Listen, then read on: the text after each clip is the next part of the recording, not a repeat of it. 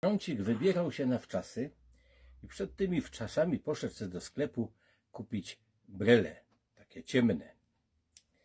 Włazi tam, ogląda rozmaite modele, ale dojrzał tam jedne takie, co były fest drogie, ze 4000.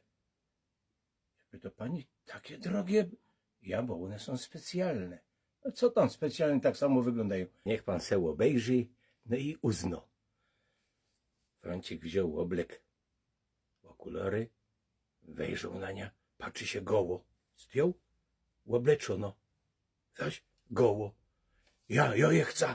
Wziął, kupił, już po drodze je próbował.